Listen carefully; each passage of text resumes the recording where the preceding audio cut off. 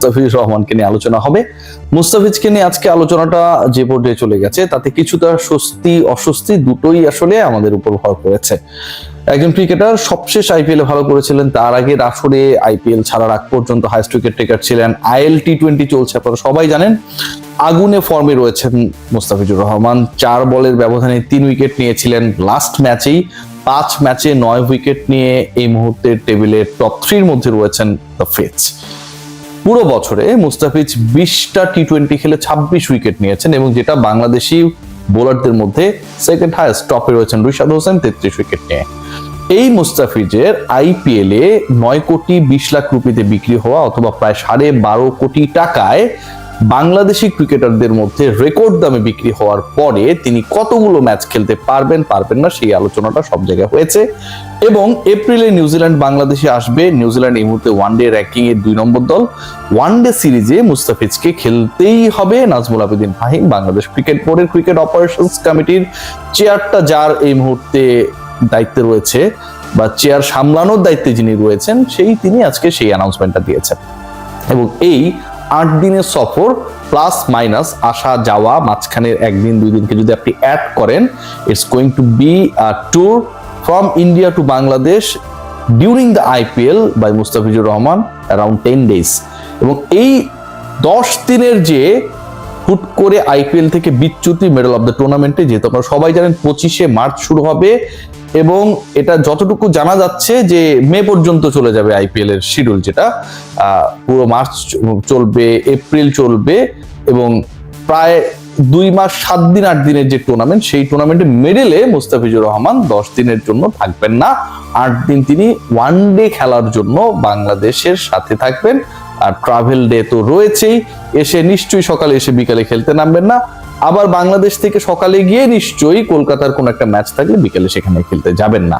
So এই 10 দিনে মুস্তাফিজুর রহমান মোটামুটি 3টা ম্যাচ মিস করবেন এবং 3টা ম্যাচে আনএভেলেবল হয়ে যাবেন। আমরা যদি হিসাব করে দেখি যে মুস্তাফিজের আসলে ম্যাচ টোটাল কলকাতা যদি টপ 4-এ যায় সেই হিসাবটা বাদ দিলে খেলার সম্ভাবনা আশা করা যায় 14টার মতো।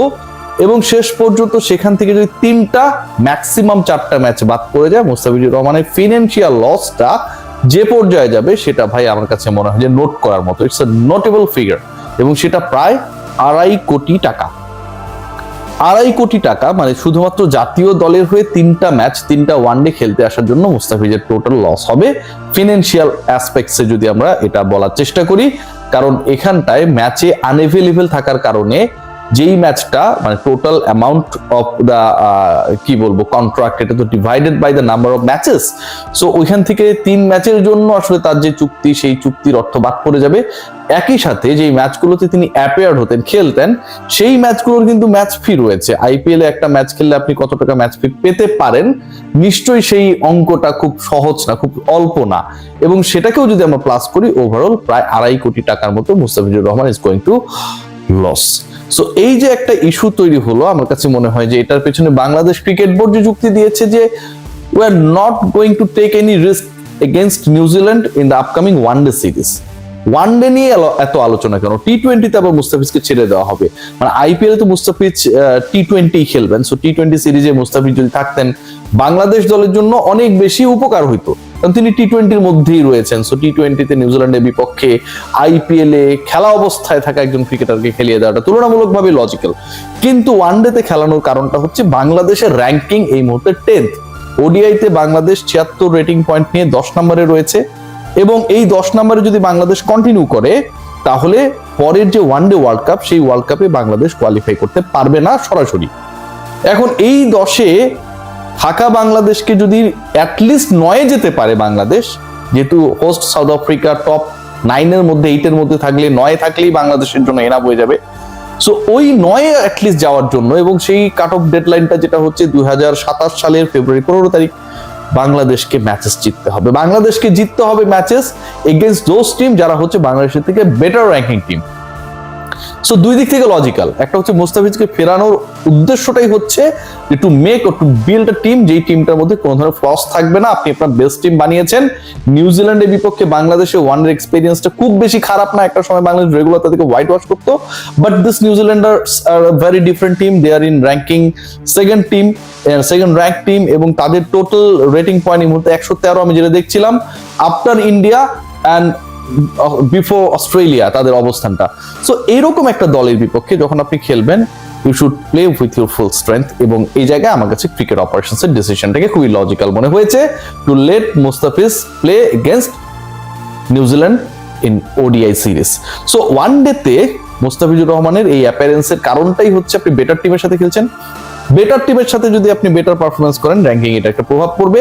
ওয়েস্ট ইন্ডিজ যারা এই মুহূর্তে বাংলাদেশের উপরে রয়েছে, এক ধাপ উপরে এবং 1 পয়েন্ট বেশি নিয়ে, বাংলাদেশ আমি বলছিলাম 76 রেটিং পয়েন্ট, ওয়েস্ট ইন্ডিজের 77, তারা 8-এ, আমরা 9-এ। সো নিউজিল্যান্ডের বিপক্ষে বাংলাদেশ যদি 2-1 সিরিজটা জিতে যায়, এই এক্সপেকটেশন আমরা করতেই পারি। আমাদের বেস্ট ফরম্যাট, বাংলাদেশ ওয়ানডেতে ভালো করে, অথবা বাংলাদেশ যদি হোয়াইট ওয়াশও করে ফেলে, অথবা বাংলাদেশ যদি 2-1 হেরেও যায়, তারপরেও বাংলাদেশের ঝুলিতে কিছু পয়েন্ট অ্যাড হবে। অ্যাটলিস্ট বাংলাদেশ যদি একটা ম্যাচ জিততে পারে। সো ওই পয়েন্টটা খুব বেশি গুরুত্বপূর্ণ বাংলাদেশের জন্য। প্রথমত হচ্ছে বেটার র্যাঙ্ক টিমের এগেনস্টে খেলছেন, দ্বিতীয়ত আপনি হোম সয়েলে খেলছেন, you know how to defeat your opponent.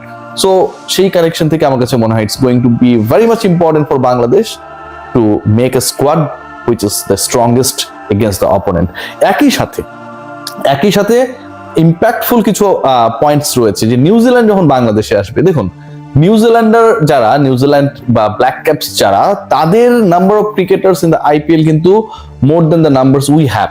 So আমাদের থেকে যেহেতু ওদের সংখ্যাটা বেশি, আমাদের এক মুস্তাফিজ ওখানটায় খেলছেন, নিউজিল্যান্ড দলে কিন্তু আরো অনেকেই রয়েছেন সেখানটায়, ব্যাটিং ডিপার্টমেন্ট, বোলিং ডিপার্টমেন্ট সবকিছু মিলিয়ে যদি আপনারা আলোচনাটা করেন।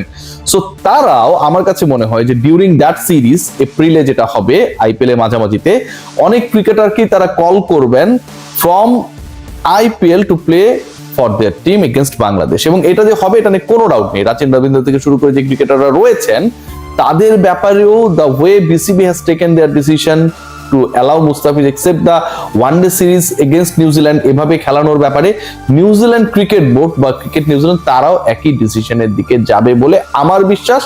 এবং এই সিরিজটা মোটামুটি আইপিএল কে ভালোভাবে হ্যাম্পার করবে, এবং ডিউরিং দ্যাট টাইম অনেকেই সাবস্টিটিউট ক্রিকেটার হিসেবে আমার কাছে মনে হয় দলগুলোতে সুযোগ পাওয়ার একটা অবস্থায় থাকবেন। সো মুস্তাফিজুর রহমান টোটাল 3টা, 4টাও হতে পারে সংখ্যাটা, কারণ যে জার্নিটা করতে হবে, বাংলাদেশে আসা, বাংলাদেশ থেকে যাওয়া, মাঝখানের 8 দিন, সবকিছু মিলে 10-11 দিন ম্যাচ মিস করতে পারেন, এবং 3টা ম্যাচ মিস করবেন, এটা নিয়ে কোনো ডাউট নেই। Overall he is going to lose around 2.5 crore from the IPL, কারণ তিনি অ্যাবসেন্ট থাকবেন, এবং সেটার সাথে ম্যাচ ফির যে টাকাটা তিনি পেতেন সেটাও অ্যাড হবে। Mustafizur Rahman right now in peak form in T20 cricket. IL টি20-তে 3rd highest wicket taker, last ম্যাচে 4-5 বলের মধ্যে 3টা উইকেট নিয়েছেন, গত আইপিএল এ ভালো করেছেন, বিপিএল এ তিনি রংপুরের হয়ে খেলবেন, এবং বাংলাদেশের হয়ে এই ক্যালেন্ডারে টি20-তে 2nd হাইয়েস্ট উইকেট টেকার মুস্তাফিজ অবশ্যই আইপিএল এ মাঝখানে ফিরবেন to serve for his country in ODI format against New Zealand. Take great care. It's a logical decision by BCB. ভালো থাকবেন সবাই।